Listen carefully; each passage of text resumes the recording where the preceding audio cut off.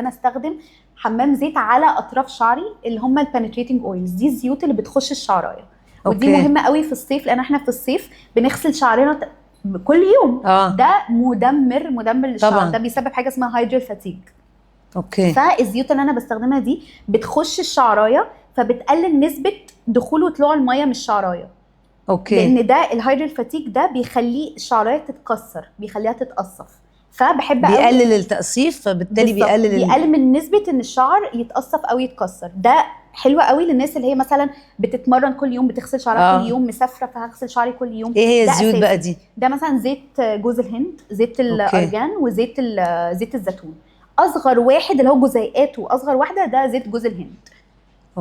ده على الاطراف. انا بحبه جدا. على اطراف الشعر. انا ببعد عن الفروه تماما، ما بحطش اي حاجه على فروتي غير الشامبو، لان في ناس بتعمل خلطه زيوت وتحطها على الفروه. هي الزيوت لاطراف الشعر، للشعر نفسه، مش للفروه تماما. بس لما بتعملي حمام زيت تعمليه للشعر كله؟ ده انا عايزه للشعر كله بعيدا برضو عن الفروه. هو مش، انا عايزه اقول لك حاجه، هو علميا اصلا الزيوت ما بتطولش الشعر ولا بتقله نهائي. بالعكس، هي ممكن مع بعض الناس تسبب اللي هو تعمل بيلد ابس وتراكمات والتهابات. وفي ناس لما بتروح كلينكس بتكتشف ده، هم مش بيبقوا عارفين ان انا عندي اريتيشن او التهابات في فروتي، بيكتشفوا ده لما بيروحوا بقى الدكتور ويكشفوا. ايوه. فهم اصلا هو المفروض الزيت للاطراف، وبرده البلسم برده مش للشعر، وبعيدا برده عن كله بعيدا بالظبط. لان الفروه دي اللي بيطلع منها الشعر، دي لازم تبقى انضف حاجه، دي لازم تبقى نظيفه جدا.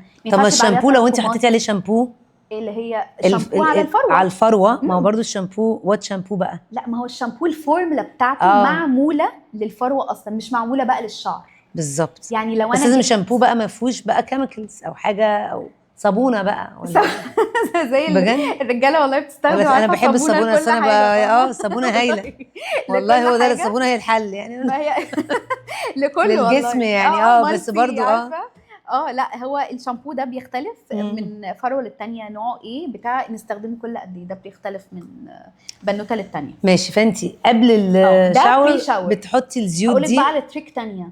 حطي حمام الكريم قبل وبعد الشاور على اطراف شعرك، اللي هو قصدك الماسك يعني. حمام الكريم دي حاجه سحريه. قبل يعني ايه قبل وبعد؟ ساندويتش تكنيك.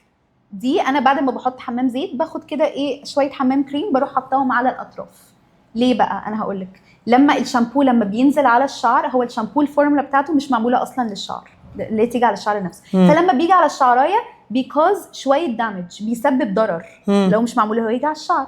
فده زي ما تقولي كده، هو بيحمي الشعر، يوقفه يعني. بيحمي الكيوتيكل اللي هي الطبقه الخارجيه. بس انت بتقولي حمام زيت فين؟ على الاطراف برضه. ايوه، البنتريتنج اويلز بقى، وزيت جوز الهند. بتحطي بقى ماسك في الاول وماسك في الاخر.